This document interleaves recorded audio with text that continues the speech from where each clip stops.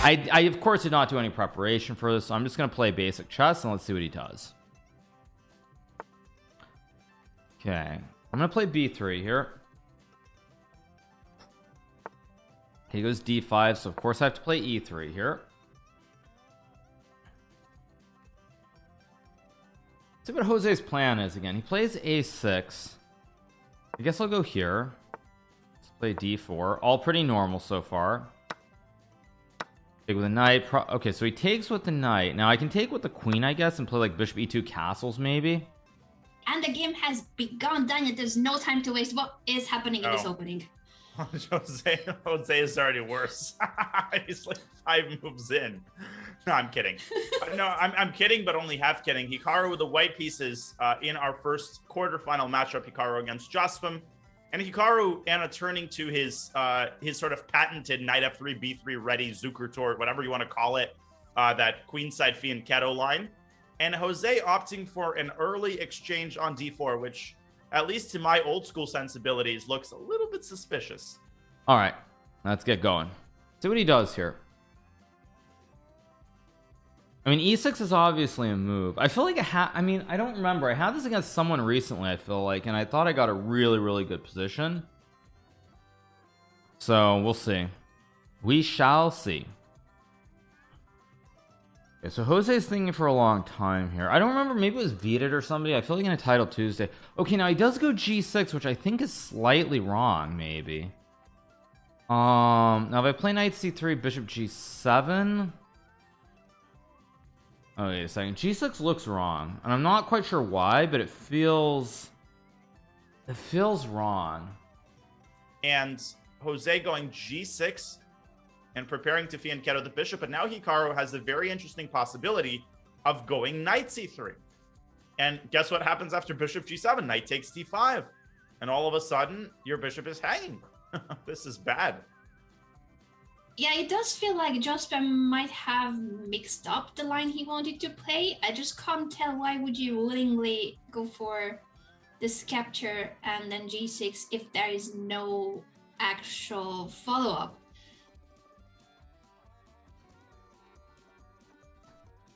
Yeah, I mean, I know this is definitely not the best setup for black.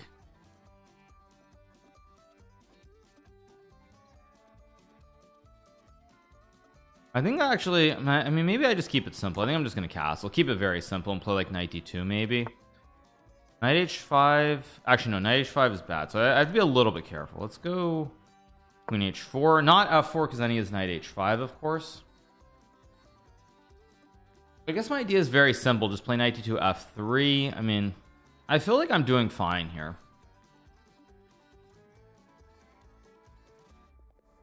See what he plays.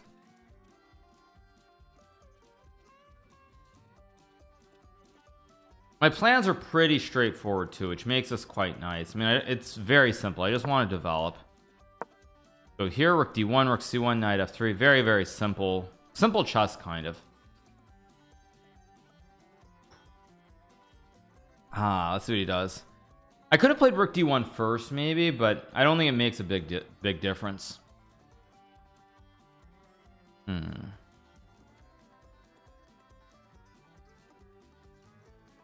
What Jose does here. I don't really like the way he's played this, by the way, to be clear. I don't really feel like this is supposed to be great for black. Now again, there is an increment, it's 10 plus 2, so the time, even though it does matter, it doesn't matter quite as much as it would otherwise.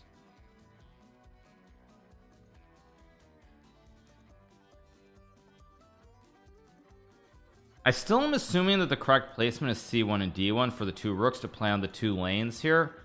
Try to open up either the c lane or the d lane.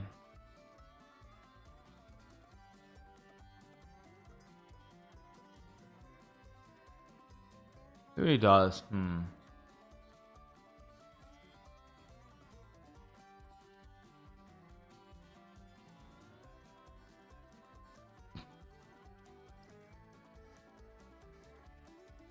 I think for a long time.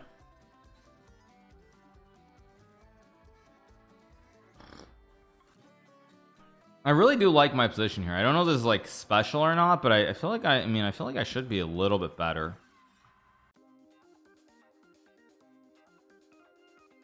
And I'm way up on the clock. Feels pleasant to me.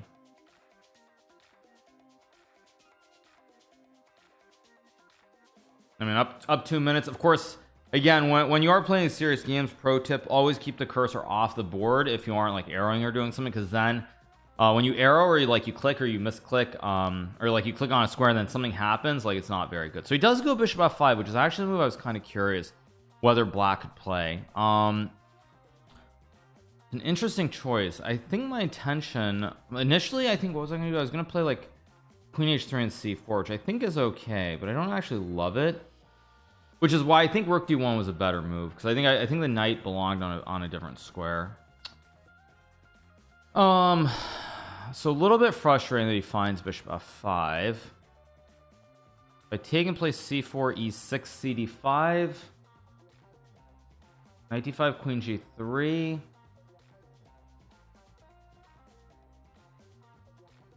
I mean, takes and c4 feels like the right way to play this. I just have to make sure that I find the right square for the pieces. I mean, e6, knight f3. Yeah, I mean, I think I have to trust my instinct. I mean, my assumption is that this has to be good for me. If it's not, so be it. But instinctively, I mean, I feel like I've got great center control here. I mean, I can open up this lane. An e6 takes knight d5, queen g3. It looks kind of sketchy for black. Maybe it's not, but it feels a touch.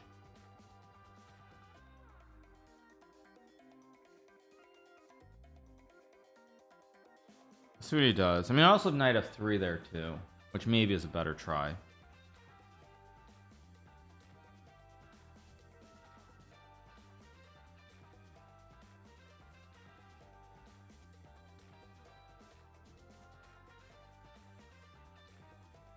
And I'm not super enthused by the way Jose has played this. I feel like he's still okay here, but he's made a bit of a mess out of this already, I think. So he goes e6. So the thing is, I can take on d5. Let me think for a second.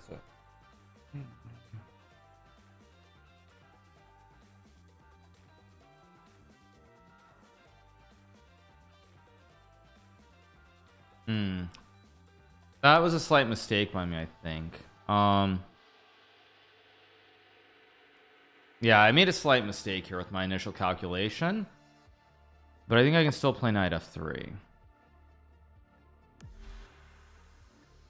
Oh, so he doesn't want to go for that line where knight e4 would be possible, and now if knight e4, then there's what's the trick? What's the difference? I think there's no trick. I think he wants bishop takes g7. Now, if you trade queens first, that's bad because you allow c takes d5.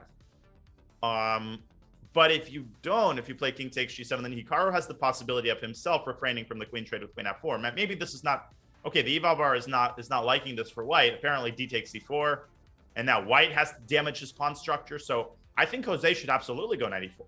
I think you should go knight e4 in a heartbeat.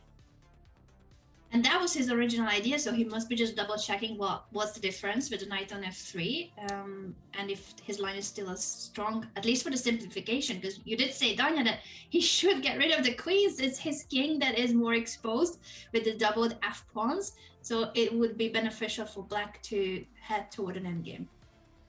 Yeah, and he's taking loads of time here, trying to figure out, maybe what he's missing, because I think knight e4 is a step in the right direction for black.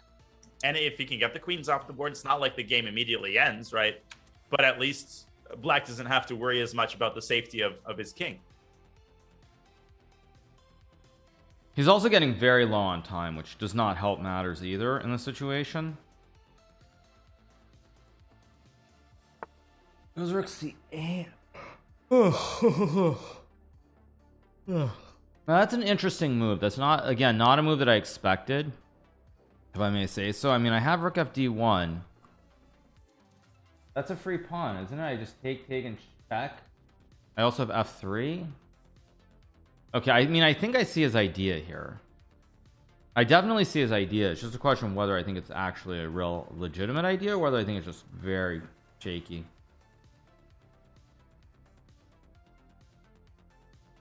Okay, I mean, I guess no, but then I still have that move. I might be a draw up a pawn, but again, I just let's think about this. So if I go there, interesting position. I don't want to spend too much time here, of course, but I'm just thinking about which rook I want to move.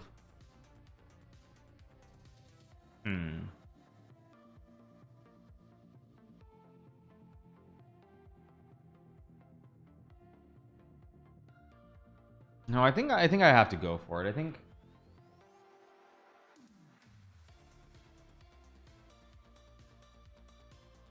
I don't know. I mean, maybe this is wrong for some reason, but I don't believe it. I just don't really believe it. Oh, rook ad1. 94. No, but now 94 definitely should be played. Yeah, the Valbar started showing even a bit of advantage for black. And you know why? Because after 94, bishop takes g7. Here, black actually can take the queen. And what's the difference, you might ask? Well, with this rook on d1, black has this additional tactic, knight c3. Ooh. Okay. Now, it's not over yet. After rook d2, you don't play knight takes d5 because of knight takes f5 check. You actually play rook f to d8. And you prepare to take on d5. And just look at the control that black has over these open files. I mean, if white plays rook c1, then black has knight e2 check. And this is all happening. This is all happening. I can't believe that this is exactly what you predicted at the same time. Because of your nickname, the Prophet, I should have known that it was gonna happen. Yeah, I blundered here, I think. I miscalculated this line with e7. Eesh. I completely miscalculated this line. The question is how risky do I want to be here? That's really the big question mark here. I'm trying to figure out how risky do I want to make this, because I mean I can play rook d2 and draw the game, even though it's not really what I want to play. d3 is a move. I'm just trying to think about this. I think I'm gonna try to win this game. It's so risky going for this, but okay, I don't think I can lose though, probably. So if I go here, yeah, Hikaru is shaking his head. It may have been that he missed this idea with knight c3 rook d8. Oh wait, he's sacrificing an exchange. Stacking the exchange is Hikaru Nakamura. Look at that move. Okay, well, Jose has to take it. And I guess Hikaru wants to throw in e7. e7, rook fe8. And then there's knight takes f5 check, but then the black king moves over and attacks the knight. Okay, let's wait for Jose to take the rook, because there's no point in making moves on the board. We're about to see that anyway. And if I feel that I can't lose, then I should obviously go for this. But I think I misplaced this. I think somewhere around here I should have gone queen h3 and just kept the game going. I think this was just a mistake by me. I think queen h3 was the right move. But it is what it is. Problem is he also has fe6. Okay, so I go here, go here.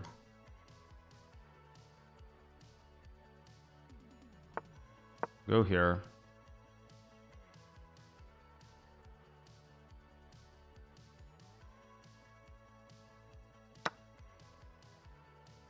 I'm just gonna go here now. Again, this isn't something that I think would normally do, but I don't really think I can lose here, because I assume I always have rook d5 or rook d6, and this should be a draw unless I do something insane. So he goes rook c6, logical.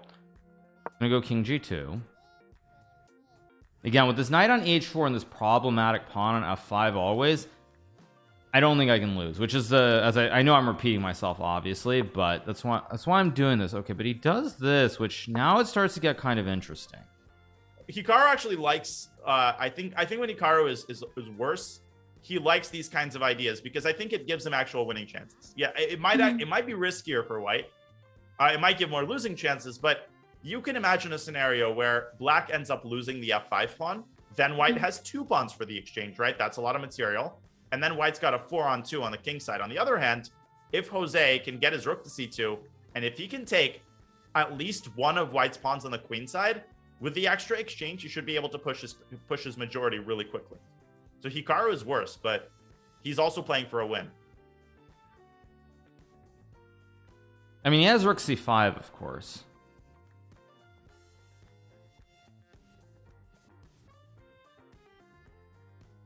But let's see. Normally I would not do this though, because this is mildly risky.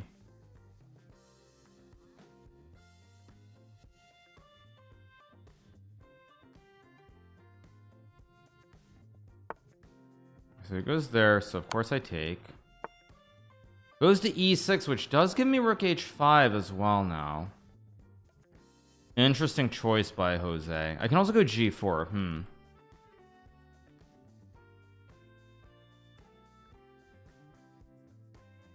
Interesting. Interesting. Lots of options here. I mean, rook h5. I mean, rook a5 is also a move. I mean, I have so many options. It's just a question of which move do I want to go with. Ace Manserv just took $5 out of Bezos's pocket. Thanks. Make chess great again. I think I'm going to go with this one.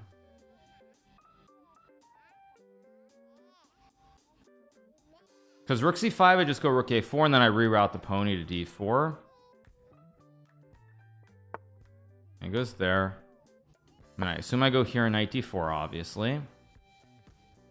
I have rook h5 at some moment. And now if I can play a4, actually. Now if I can go a4, I think I'm actually completely fine, because the knight guards the pawn, and now I have chances to win again. Because the knight just guards forever. Yeah, he goes there, but see, the thing is... he's trying to go rook d1. Okay, let's see. What do I want to do? I have g4, of course. I mean, a4 just looks right. Just because now the knight guards the pawn in all these endgames. This just looks right.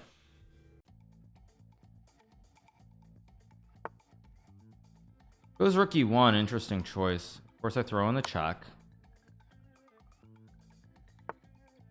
Okay, now he goes king e7, which I also think might be a mistake. Let's see, rook f4, rook f3. I mean, I also have b4 maybe at some moment too. Like, I'm really trying to win this, and I think I'm gonna get chances. Let's just go here, I guess, be safe. Because now I can also start to push the pawns on the king side. Yeah, I don't really like what Jospem's done here. I mean, he's still probably saving this game, but it feels iffy at best. I go h4. What's his idea? Rook g1. We might see that. Uh-oh. Jospem doubling on the first rank on the back rank, but this doesn't seem to be that dangerous. No, it's Unless not. you push your own pawn to h3, that could be a self-checkmate soon. Right, and Hikaru going h4, Jose going back to b2, which I think is the right approach. He should keep his rook on the second rank, tie it to the f2 pawn. Now he goes back, but now Hikaru's going to get his king up. Oh, Jose's not going to survive this with 26 seconds. There's no way. There's no way he survives this with this amount of time. Go king g5 here if I want to. Question of that or h5. H5 actually looks right. I'm going to play h5.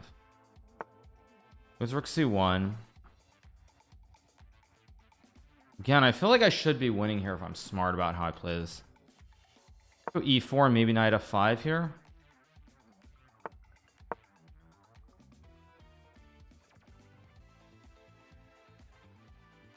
I mean, I also have e5, knight d6. I mean, this looks very scary for black. Take, he takes. I mean, e5 looks right. G5 also looks right. He has an idea with b4. Okay, I understand his idea, though, now. Okay, at least... okay, now he has this b4 move, which is really annoying. I'm gonna go b4 here.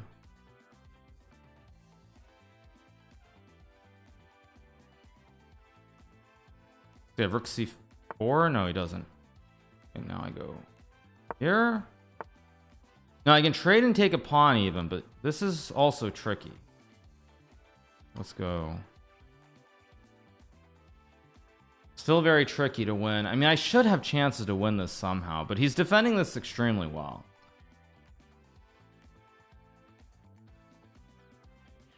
Think about it. So if I take, I mean, maybe this isn't working, but let's go for it.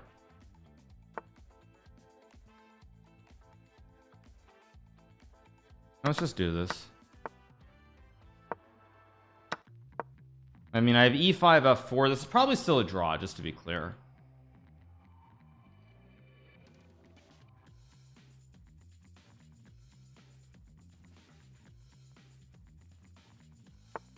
Goes h6, expected. Let's go here. I still have f4 at the right moment. I've lost a lot of these to Hikaru though. These like 4-on-2 with an extra exchange. You think you're up in exchange and you've got no losing chances, but Hikaru's pawns are moving up the board. He might try g5 at some point. Jose is holding the fort, staying on the 4th rank, stopping king f6. He's doing a great job so far. 6.8 seconds left for Jospem. A reminder on the time control that there is a 2-second increment, so Jospem has been living off of that increment for the past many moves. You're going to see Hikaru playing g5 at some point, and he's played it now. Here we go. 3 seconds. Okay, h6, I guess. Oh, he goes f5 first. 2 seconds. How does Jospem defend? King g7, h6, Hikaru, but oh, knight f7. He blundered, Oh. and it's over. And there was no chance. Anna, there was no chance of holding that with 2 seconds. Okay, I think I just go here in e7. Actually, very easy. There we go. There we go. A nice dub. Nice dub. Of course, he misplayed it completely earlier, without a doubt. Oh, let me turn on the second cam. I mean, he completely misplayed that without a doubt. I think what I would say if I turn on the lines and evaluation, let me just see. On, there we go. Yeah, is that I think let's go back here. It was still equal somewhere around here. He let me off the hook. Like right around here, this should be a draw. I think the big mistake that Jose made was the huge mistake that he made was that he misunderstood that I could reroute the pony here and get rid of the weakness. Because once I get the bastion and I can push the pawn, just fundamentally, there's no weakness. The pawn guards the pawn and the knight guards the pawn. So I can never lose here once I get the bastion. So this was a huge mistake by Jose. I think if Jose just waits here, for example, if he just goes rook c5, I think he should be able to draw this, but he just misunderstood this. And computer still says he's better. But why? Here, rook a4, rook b2, knight f3, same thing. Oh, and he goes king e7, and wait, but oh, and he goes king e7, and I don't get the right setup here. Basically, I end up having to put the knight here, but the rook is stuck on the edge. So even though I get my setup with a bastion, the rook is passive on a4. It has nowhere to go. Like hypothetically, if I go here, the rook gets trapped, and it's just staring at pawns. Ah, okay. I mean, this is pretty dank. This is pretty dank. I'm not gonna lie. This is pretty dank. But once he lets me get this, then he's just in trouble. I mean, I guess he still has a way with rook e7, rook e5. But yeah, once I get this and the rook is free to go to f3, it's just hard to plan. I mean, I suspect it's still a draw with perfect play, but yeah, it kind of just goes it goes the wrong way. And then I mean, he goes for this. It's still probably okay here, by the way, but I go over this endgame. Is this endgame a draw or not is a question. Maybe I should have played g5. I go here.